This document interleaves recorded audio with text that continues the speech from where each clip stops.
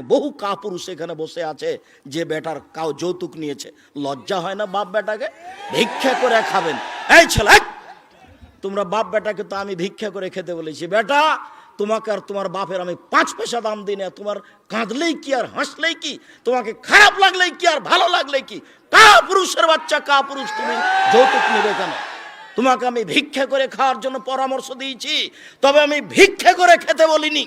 আমি বলেছি মানুষের বাড়িতে কাজ করে খেতে হবে। আমি বলেছি চকলেটের ব্যবসা করতে হবে। আমি বলেছি কাপড়ের ব্যবসা করতে হবে। আমি বলেছি কলা বিক্রি করে খেতে হবে। আমি বলেছি মানুষের বাড়িতে কাজ করে খেতে হবে। যৌতুক নিতে হবে কেন? 24 ঘন্টার মধ্যে যৌতুক ফেরত দিতে হবে। ওকে ত্যায্য পুত্র করলাম, ওকে ত্যায্য পুত্র করলাম। ওই মেয়ের চোখ দেখবো না, ওর মুখ দেখবো না। ওকে যদি পাই তাহলে এই ভয়ে টুকরা টুকরা করে কেটে তুরাগ নদীতে ভাসিয়ে দিব, পদ্মা নদীতে ভাসিয়ে দিবেও তাই। এখন পেলেই তাকে জবে করবে। বলেন কি হলো? ভালোবাসা কোথায় গেল? হয়তো বা 20-30 হাজার মানুষের ব্যবস্থা করেছেন, মানুষ উপস্থিত হয়ে গেছে প্রায় লক্ষের বেশি বা ওইরকম। সেখানে কিভাবে সামলাতে পারেন? এরপরেও আমরা আপনাদেরকে অনুরোধ জানাবো যে যে যেখানে আছেন, জন্ম নিলে পিতার মুখ কালো হয়ে যেত, যা এখন দেখা যায়। দাদি বলছে, দাদা বলছে, কি করবি? একটা ডিপিএস খুল, না হয় একটা গাভী কিন। তার মানে দাদি বুঝে না তাকদির কাকে বলে। সেই হাদিসটা স্মরণ করিয়ে দিয়ে আবার এখানে ফিরে আসছি। রাসূল সাল্লাল্লাহু আলাইহি সাল্লাম যখন প্রাণীকে সৃষ্টি করলেন, সব প্রাণী, মানুষজন, পশু পাখি সৃষ্টি করার পরে লিখে দিলেন হায়াতাহা ও মাউতাহা ও রিজকাহা ও মাসায়েবাহা। লিখে দিলেন তার মরণ, লিখে দিলেন তার জীবন, লিখে দিলেন তার রুজি, লিখে দিলেন তার অসুখ বিসুখ। করোনা ভাইরাস, সেই দিন যদি করোনা ভাইরাস লিখা হয়ে থাকে পৃথিবী সৃষ্টির 50,000 বছর পূর্বে, আর আজকে যদি আপনি পাথরের মধ্যে লুকিয়ে থাকেন, তবু আপনাকে করোনা ধরবেই ধরবে। আর যদি সেই দিন না লেখা থাকে, তাহলে আজকে যার করোনা হয়েছে তার গায়ের উপর যদি উলট পালট করেন, তবু তার করোনা হবে না। যা আবদুল্লাহর বক্তব্যের শেষ বাক্যে শুনছিলাম যে অনেক করোনার রোগীর খাদ্য ফেলা হচ্ছে, পাগল খাচ্ছে, কিন্তু করোনা তাকে ধরে না। অতএব কল্পনা মাত্র, কিছুই না। যাকে আমি 5 পয়সা সরিষা সমপরিমাণ দাম আমি কোনো সময় দিইনি। যখনই লকডাউন ঘোষণা দিয়ে এগুলো বলেছিল, সেদিনে আমি বলেছিলাম যদি করোনায় কাউকে আক্রান্ত করে থাকে, করোনা ধরে থাকে, আমি আব্দুর রাজ্জাক বিন ইউসুফ তার সাথে একসাথে খেতে প্রস্তুত আছি।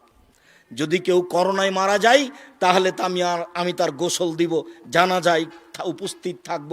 এ কথা আমি সেই দিন বলেছি। এর সরিষা সমপরিমাণ দাম আমি আব্দুর রাজ্জাক দিনে ওই গতিতে এখনো আছি। দেহে যতক্ষণ পর্যন্ত শ্বাস থাকবে ততক্ষণ পর্যন্ত থাকবো ইনশাল্লাহ। এটাই চূড়ান্ত হিসাব, এরই নাম তাকদির। জাহেলিয়াতের যুগে, বন্যতার যুগে, বর্বরতার যুগে, অসভ্যতার যুগে নারীদের দাম দেওয়া হয়নি। তার এটা জাজল্য প্রমাণ। পিতা চিন্তা করত, কি করি? আয়ুম সে কোহালাহনিন আমি আদুসহফি তোরাব।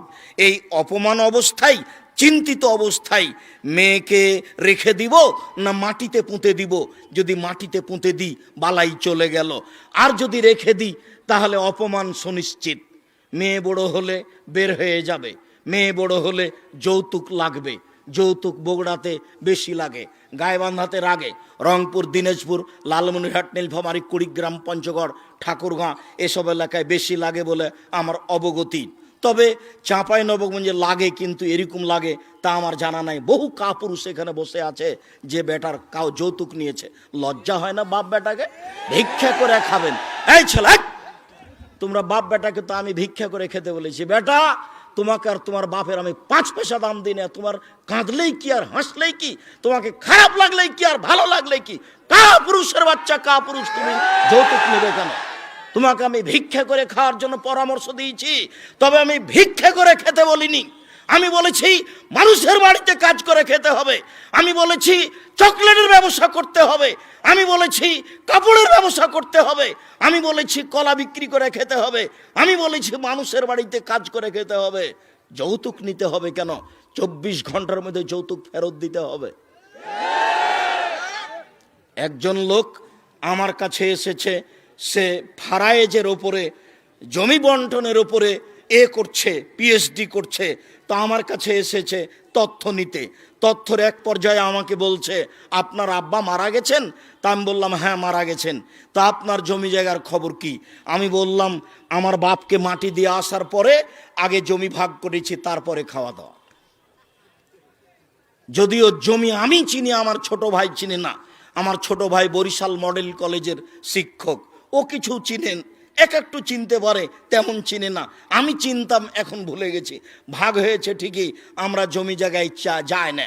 আমার বোনের স্বামীরাই জমি চাষ করে, ওরাই কিভাবে দেখাশোনা করে, ওর ভুরক্ষেপও করি না। এই ছেলেই, তোমাকে আমি বলিনি তোমার দাদা মারা গেছে 10 বছর হলো, তোমার বাপ এখনো ওই জমি খাচ্ছে? তোমাকে বলেছি যে তোমার দাদা মারা গেছে 10 বছর হলো, তোমার বাপ জমি সকলে নিবে, সকালে নিবে, আর তোমার ফুফু বিকালে নিবে, এরকম না, একসাথে নিবে, একসাথে নিবে। এই বগুড়ার নোংরা নীতি, এই রংপুর গাইবান্ধা লালমনিরহাট নীলফামারীর নোংরা ন্যাক্কারজনক জঘন্য নীতি। বেটা বোনকে জমি ভাগ করে দেয় না, যদি বোন জমি চাই তাহলে একবারে চোখ লাল করে বলে চলে যা, আর কোনোদিন আসবি না। এইভাবে চোখ গরম করে দেখে। এই ছেলে, তোমাকে বলে যাচ্ছি, তুমি আজকে তোমার বাপকে বলে দিও, ফুফুর জমি খেতে দুনিয়াতে আসেনি, ভাগ্য নিয়ে এসেছি, ভাগ্য ছাড়া আসেনি। তোমার বাপকে বলেছি ওই কথাটি। আল্লাহ যেখানে বললেন, বুঝেও বুঝি না, অন্তর আছে বুঝি না, দেখেও দেখি না, চক্ষু আছে দেখি না, শোনেও শুনি না, কান আছে শুনি না। দেখেও দেখে না ওরা, চক্ষু আছে দেখে না, শুনেও শুনে না ওরা, কান আছে শোনে না, জেনেও বুঝেও বুঝে না ওরা, অন্তর আছে বুঝে না। উলায়েকা কালানআম, তারা হচ্ছে পশু প্রাণীর মতো, তারা গরু ছাগলের মতো, তারা কুকুর শ্রীগালের মতো। বালু হওয়া জাল, বরং তার চেয়ে খারাপ। কুকুর শ্রীগালের চেয়ে খারাপ কে? বলেছি তোমার বাপ। তোমাকে খারাপ লেগেছে? আমি তোমার বাপকেই বলছি, তোমার বাপ কুকুর শ্রীগালের চেয়ে খারাপ। কেন? তোমার বাপ তোমার ফুফুকে জমি বের করে দেয়নি। বলে দিও আজকে বাড়িতে গিয়ে, আগে জমি ভাগ করতে হবে, তারপরে খাওয়া দাওয়া। ফুফুরাকে ডাকেন, আগে জমি ভাগ হবে, তারপরে কোনো কথা। ভাগ্য নিয়ে দুনিয়াতে এসেছি, ভাগ্য ছেড়ে আসেনি। ফুফুর জমি খেতে হবে এই জন্য পৃথিবীতে আসেনি। কাজ করে খেতে পারি, শেষ পর্যন্ত চকলেট বিক্রি করে খাবো। যদি চকলেট বিক্রির টাকা না থাকে, মানুষের বাড়িতে কাজ করে খাবো। মানুষের বাড়িতে যদি কাজ না পাই, তাহলে বগুড়া ট্রেন স্টেশনে যাব, সারাদিন মানুষের ব্যাগ ধরে গাড়িতে তুলে দেব, সন্ধ্যা হতে হতে 300 টাকা হবে। এইটা হবে রুজির পথ। ফুফুর জমি খেয়ে পরকাল হারাতে রাজি নই। সেই কালের এই কাল আবার ফিরে এসেছে। মেয়ে জন্ম নিলেই পিতার মুখ কালো হয়ে যায়। মহান আল্লাহ বলেন, ওয়াইদাল মাউদাতু সুইলাত বিআইয়ি দামবিন কুতিলাত, সেদিন তাদেরকে জিজ্ঞাসা করা হবে, বলো তো ও মেয়ে, তোমাকে কোন অপরাধে হত্যা করা হয়েছে? যে মেয়েকে আপনি জীবিত মেরে ফেললেন, সেই মেয়েকে বিচারের মাঠে জিজ্ঞাসা করা হবে, বলো তো তোমাকে তোমার মা কোন অপরাধে হত্যা করেছে? তোমার বাপ তোমাকে কোন অপরাধে হত্যা করেছে? তাহলে জাহেলিয়াতের যুগে, বন্যতার যুগে, বর্বরতার যুগে মেয়েদের কোনো মান মর্যাদা ছিল না, তাদেরকে মাটিতে পুঁতে দেওয়া হতো। এ কথা আল্লাহ বলছেন, এ কথা নবী বলছেন। এই নকশা সুন্দর করে আল্লাহ তাআলা উল্লেখ করেছেন। মেয়েদেরকে মাটিতে পুঁতে দেওয়ার বিষয়টি, বিবরণটি এইভাবে এসেছে। আগে বাপ গিয়ে মাঠে গর্ত খুঁড়ে এসেছে, এরপরে বাপ মাকে বলেছে যে তোমার মেয়েকে সুন্দর করে সাজিয়ে দাও। মা মেয়েকে সুন্দরী করে সাজিয়ে দিয়েছেন। এবারে সাজানো গোছানো সুন্দর মেয়েকে নিয়ে গিয়ে সুন্দরী মেয়েটাকে গর্তের পাশে দাঁড় করিয়ে বলছে, আম্মু নিচের দিকে দেখো তো আম্মু। তখন ওই মেয়ে নিচের দিকে লক্ষ্য করেছে। যেমনই বেখিয়াল মাসুম নিষ্পাপ মেয়ে গর্তের দিকে লক্ষ্য করেছে, বাপ পিছন দিক থেকে ধাক্কা মেরে ফেলে দিয়েছে।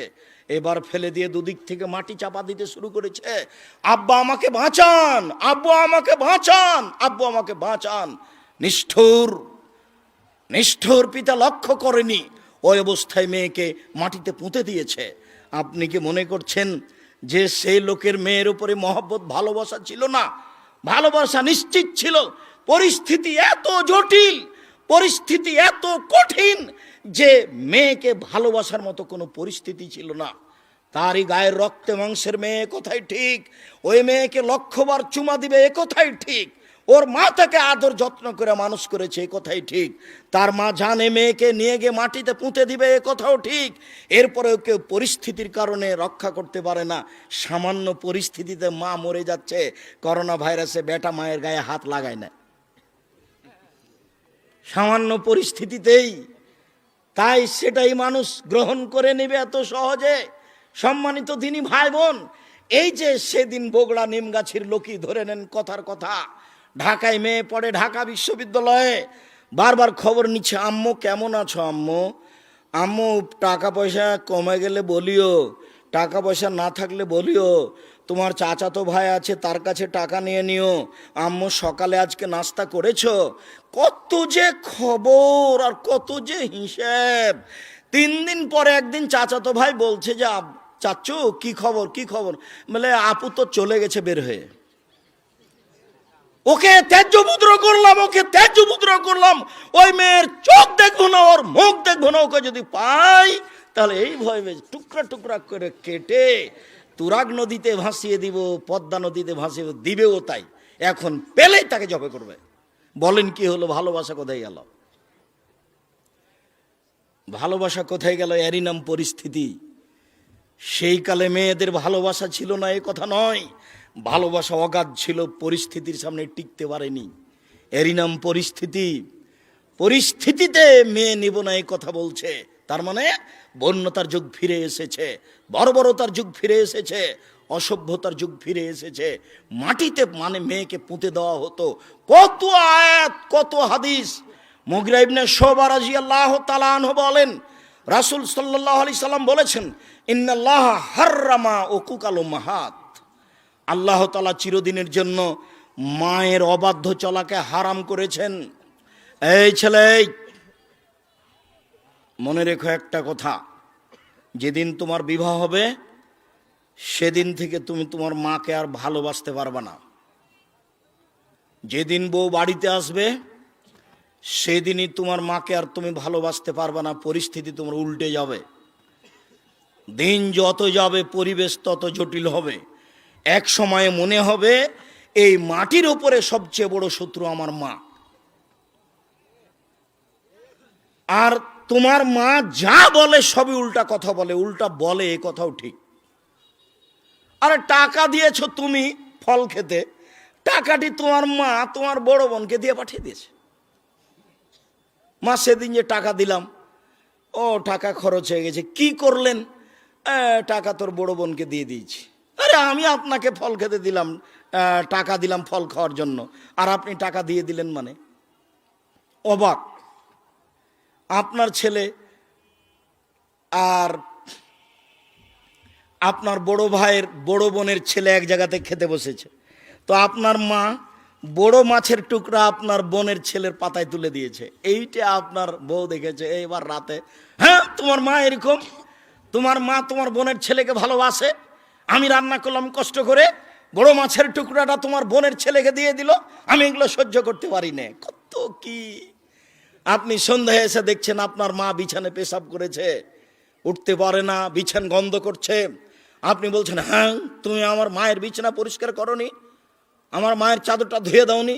তখন আপনার বউ বলছে, তোমার মাকে তুমি দেখো, তোমার মায়ের বিছানা তুমি পরিষ্কার করো, ওই ঘরে ঢুকলে তোমার মা আমাকে অকথ্য ভাষায় গালি দেয়, আমি তোমার মাকে দেখবো মানে? আপনার মা অকথ্য ভাষায় গালি দেয়, এ কথাও ঠিক। নেন এবার কি করবেন? এত কিছু করার পরেও মা যে ঘরে থাকে সেই ঘরে তুমি জোরে হাঁটতে পাবা না। আমি বলিনি, আল্লাহ বলেছে। এত কিছু বলার পরে তোমার মা যে ঘরে থাকে সেই ঘরে তুমি জোর করে কথা বলতে পাবে না। ফালা তাকুল্লাহুমা উফফিন ওয়ালা তানহারহুমা, এ কথা বলতে পাবে না। আল্লাহ নিষেধ করে দিয়েছেন, এটা নগদ অর্থ। ঝাঁকি দিয়ে কথা বলতে পাবে না। হ্যাঁ আপনি এই করলেন সেই করলেন, একবারে টোটালে নিষেধ, আল্লাহ বলে দিয়েছে। অকফিজলাহুমা জানাহাজুল, হাত নিচু করে যেতে হবে।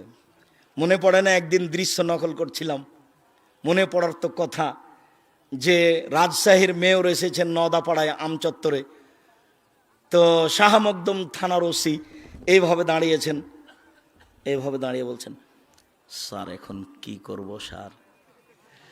তা আমি তো দৃশ্য দেখে অবাক হয়ে গেলাম, আমি তো পাশে বসেছিলাম সেই দিন, যেটা ব্যাপার কি, এটাতে ছিল মায়ের জন্য, এইটা কি করে মেয়র পেল, এটা তো মায়ের জন্য ছিল, কিভাবে এখানে চলে আসলো, অথচ মায়ের সামনে এভাবে যাওয়ার কথা আল্লাহ বলছে।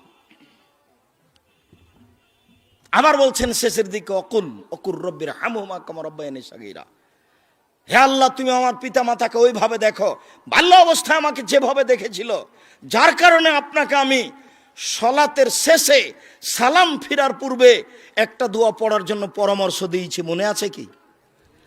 রব্বির হামহুমা কামা রাব্বায়ানি সাগীরা। আর এটা যেন মনে থাকে এর জন্য কি বলেছি বলেন তো দেখি? জাযাকাল্লাহ খায়ের। 2 রাকাত সালাত আদায় করতে হবে, 2 রাকাত সালাত আদায় করে আল্লাহকে বলতে হবে, আল্লাহ তুমি আমাকে এই দোয়াটা বলার তৌফিক দান করো, আমি যেন না ভুলি। সব সময় সালাত শেষে সালাম ফিরার পূর্বে রব্বির হামহুমা কামা রাব্বায়ানি সাগীরা এই দোয়া বলার জন্য আমি আল্লাহর কাছে 2 রাকাত সালাত আদায় করে সাহায্য চাওয়ার জন্য বলেছি পৃথিবীর সকল দিনী ভাই বোনকে। সম্মানিত দিনী ভাই বোন, আল্লাহর নবী বলেন চিরদিনের জন্য মায়ের অবাধ্য চলা হারাম, চিরদিনের জন্য মায়ের অবাধ্য চলা হারাম। এই বেটা শোনো, আরো তোমাকে সতর্কতার সাথে বলছি, তুমি বারবার পেশাব করছো, তুমি বারবার পেশাব করছিলে বিছানে, তখন তোমার মায়ের জন্য একটা জায়েজ ছিল একটু হাসি মুখে আঘাত করা, এই অত পেশাব করিস কেন রে, এইটা তোমার জন্য জায়েজ ছিল। এখন তোমার মা তোমার কোলে, তোমার মাকে তুমি এইভাবে বলতে পারো না, কি যে করি, এত পেশাব কেমনে পরিষ্কার করি, হ্যাঁ কি যে করি, যখন তখন পেশাব করছে, এরকম কথা বলার সুযোগ নেই। একদিন তুমি ছিলে তোমার মায়ের কোলে, এখন তোমার মা তোমার কোলে, গোসল দেওয়া বা তুমি, কাপড় পরাবা তুমি, কাঁধে করে মেডিকেল নিয়ে যাবা তুমি, কাপড় পরিবর্তন করে দেবা তুমি, তোমার মায়ের সব কিছু তুমি করবা। আল্লাহ তাআলা চিরদিনের জন্য মায়ের অবাধ্য চলা হারাম করে দিয়েছেন। 2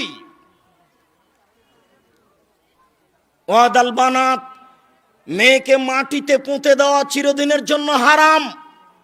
অমানাওয়াতিন, কৃপণতা চিরদিনের জন্য হারাম। বক্তব্য যখন দিচ্ছিলাম ইবাদতের জগতে সবচেয়ে শক্তিশালী ইবাদত দান, তখন মনে মনে ভেবেছিলেন যে 10 টাকা দিয়ে যাব, এখন এটা কেটে গেছে, তার মানে কৃপণতা ধরে নিয়েছে। কৃপণতা চিরদিনের জন্য হারাম। অত্র বুখারী মুসলিমের হাদিসে 3টে জিনিসকে হারাম করা হয়েছে, হারাম শব্দ উল্লেখ করা হয়েছে।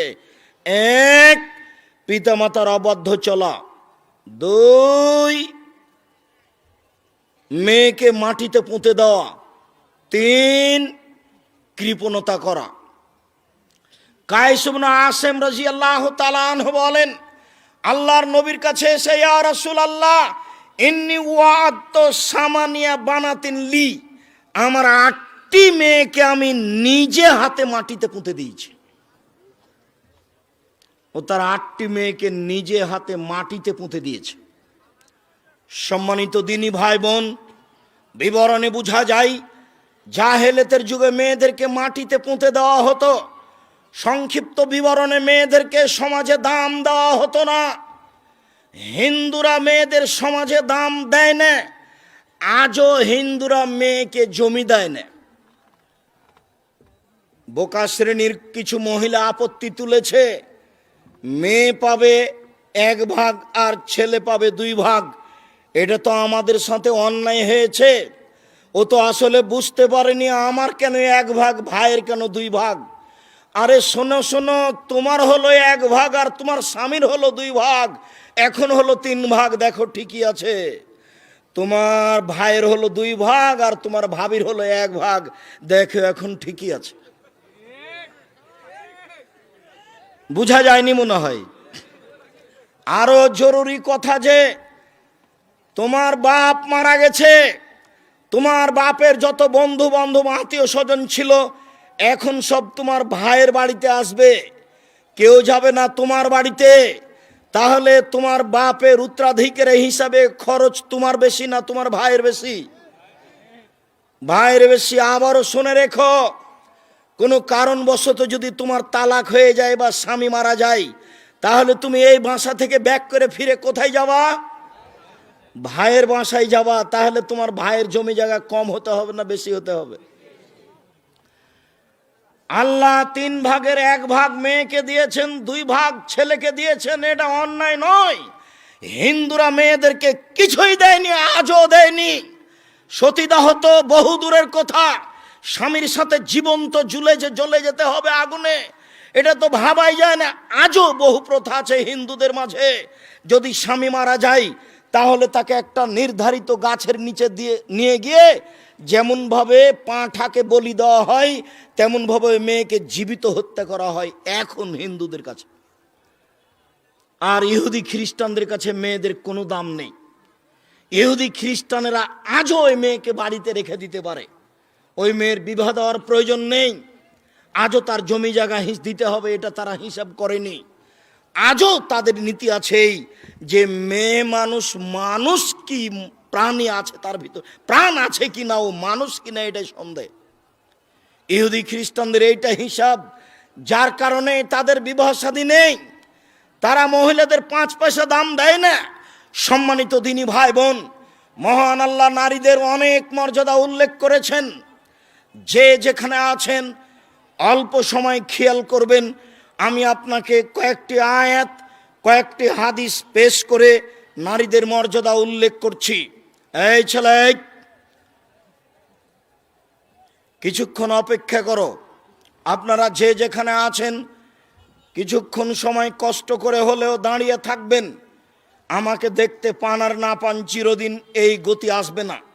আর আমি বছরে 5টা 7টা জালসায় আপনাদের বগুড়ায় আসব, এই নীতিও বন্ধ করেছি।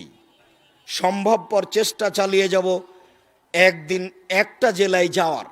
সেই গতিতে প্রোগ্রাম করতে আমি আর চাচ্ছি না। যেই গতিতে একদিন ছিলাম, বগুড়া থেকে জালসুখা থেকে পায়ে হেঁটে নাংলু চলে যাব, এটাই ছিল আমার কাছে স্বাভাবিক ব্যাপার। পায়ে হেঁটে চলে যাব আরও কোন কোন পথ। সারা বগুড়ার প্রত্যেকটা গ্রামে, প্রায় গ্রামে আমার ঘোরা আছে, জানা আছে। বগুড়ার প্রতিটা পরিবারের সাথে আমি মিশে আছি। বগুড়া জেলাতে আমার বক্তব্যের সূচনা। যারা সূচনায় ছিলেন তারা আজও অনেকে আছেন। সূচনায় থাকার একজন চলে গেছেন দুনিয়া থেকে, সেটা হচ্ছে বীরকুষ্টের আনসার মাস্টার। আনসার মাস্টারের জন্য দোয়া করি, আল্লাহ তার কবরকে প্রশস্ত করুক, কবরকে আলোকিত করুক, আল্লাহ তাকে মাফ করুক। আপনার নাংলুর ওবায়দুর মাস্টারও যারা খুব সাথে থাকতেন তার মধ্যেকার।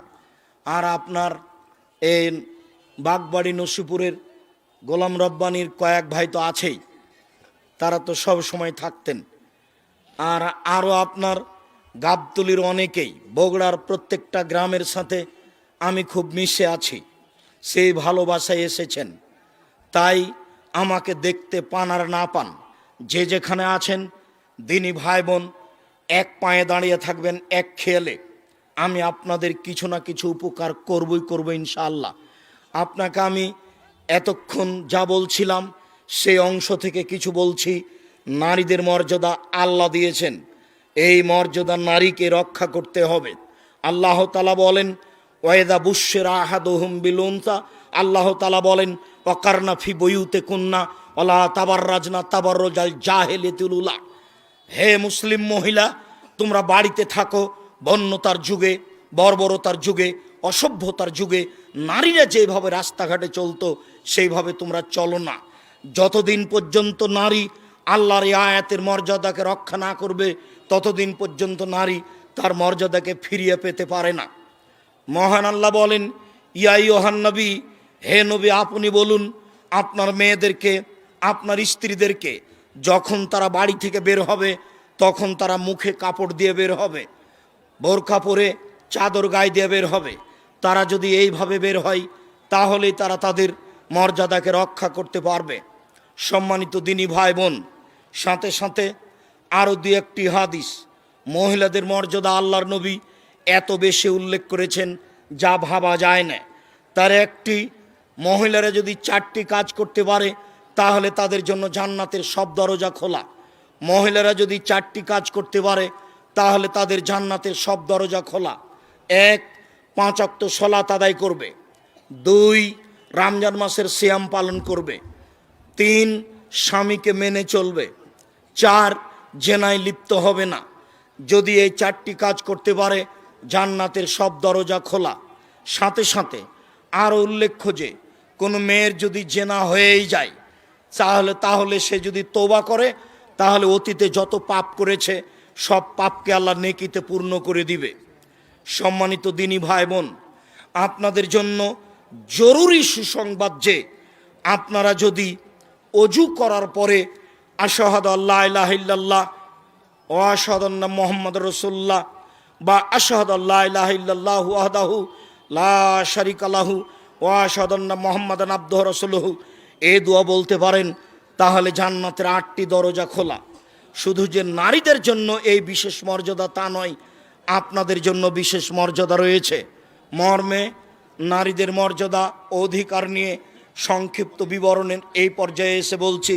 সম্মানিত দিনী ভাই বোন, আপনারা এই নিমগাছি মাদ্রাসাকে মূল্যায়ন করবেন। যার যতটুকু সম্ভব আপনারা যাওয়ার সময় দান করে যাবেন। আব্দুল্লাহ বক্তব্য দিলে আমিও খুব শোনার চেষ্টা করি। অনেক সময় অনেক আমার অজানা কথা বের হয়ে আসে। মাওলানা রেজাউল্লাহ চাঁপাইনবাবগঞ্জ রাজশাহী একজন সুদক্ষ, সুযোগ্য, সুপণ্ডিত, পরহেজগার মানুষ ছিলেন। একদিন আমার সভাপতি ছিলেন। তো আমি একটা হাদিস অনুবাদ করার পরে বলেছিলাম যে এই হাদিসের সারমর্ম হচ্ছে মানুষ ভালো টাকা, নতুন টাকা মানুষকে আগে দিবে আর ছেঁড়া টাকাটা পরে দিবে। কেননা রাসূল সাল্লাল্লাহু আলাইহি সাল্লাম বলেছেন যে মানুষ অপরের জন্য সেটাই ভালোবাসবে, মা ইউহিব্বু লিনাফসিহি, নিজের জন্য যেটা ভালোবাসে। তো ভালো টাকাটা, নতুন টাকাটা আমার কাছে রাখা আমি ভালো মনে করছি। তাহলে এখন আমাকে কি করতে হবে? বেগুন কেনার পরে টাকা আমি নতুনটা আগে দিব এই হাদিসের ভিত্তিতে, না পুরাতনটা আগে দিব? নতুনটা আগে দিতে হবে। তা আমি বললাম যে নতুনটাই আগে দিতে হবে, এইটাই ঈমান। যদি আগে না দিই, পুরাতনটা আগে দিই, তাহলে বুঝতে হবে ঈমান পূর্ণ নয়। তো উনি বক্তব্য শেষে দাঁড়িয়ে বললেন, আব্দুর রাজ্জাক, হাদিসের সারমর্ম এটাই, তবে আমি বুঝতে পারিনি। অথচ খুব জ্ঞানীগুণী, সুপণ্ডিত মানুষ, যার সামনে দাঁড়ানো সহজ নয়, এরকম মানুষ ছিলেন মাওলানা রেজাউল্লাহ। জ্ঞানীগুণী, পরহেজগার মানুষ। আল্লাহ তাকে মাফ করুক, জান্নাতবাসী করুক, কবরের শাস্তি মাফ করুক। রমজান মাসে জুমার দিনে মারা গেছিলেন। একে তো রমজান মাস দয়া রহমতের মাস, দ্বিতীয়ত জুমার দিনে মারা গেলে কবরের শাস্তি হয় না। জুমার দিনে মারা গেলে কবরের শাস্তি হয় না। সূরা মুলক 30 আয়াত বিশিষ্ট একটি সূরা, সূরা মুলক। এই সূরা নিয়মিত রাতে পড়লে কবরের শাস্তি হয় না। কেউ যদি শহীদ হয়ে মারা যায় তাহলে তারও কবরের শাস্তি হয় না। সম্মানিত দিনী ভাই বোন, সেদিন ছিল জুমার দিন, রমজান মাস। আমরা বলা বলি করছিলাম, সব মিলে যা বুঝলাম তাতে কবরের শাস্তি হবে না, এটাই বুঝছি। আল্লাহ আলাম। তো আব্দুল্লাহ যেভাবে বলছিল তাতে আমরাও চাচ্ছিলাম যে এসব গুরুত্বপূর্ণ কথাগুলি আমাদের সামনে স্পষ্ট হওয়া উচিত আরও, যদিও হয়তোবা আমার বিষয়টি বারবার আসার কারণে অনেকের মনে জাগতে পারে যে তাহলে কি আব্দুল্লাহ তার পিতার বিষয়টি, তার পিতাকে আসলে মূল্যায়ন করছেন বা লোক যেন কিছু না বলে এইটা বলতে চাচ্ছে, তা নয়। এক পর্যায়ে হয়তোবা বলেছে যে বিষয়গুলি নিয়ে আমি এলমি আলোচনা করতে চাই। পৃথিবীর যে কোনো মানুষ আমার সাথে এলমি আলোচনা করলে তার সাথে আমি আলোচনা, বাহাস, মোবাহাসা, মোনাজারা, প্রতিবাদ যে কোনোভাবে আমি প্রস্তুত আছি, বাংলা, ইংরেজি, আরবি, উর্দু। তো তাতে বোঝা যাচ্ছিল যে মনে হচ্ছিল কথাগুলি আসলেই চূড়ান্ত। তবে আমি কোনোদিন আমার জীবনে অস্পষ্ট করে কথা বলেছি তা আমার জানা নেই। আমি কোনোদিন জাতিকে ফাঁকি দিয়ে কথা বলেছি তা আমার জানা নেই। জাতিকে ধর্মের ব্যাপারে সন্দেহের মধ্যে ফেলবো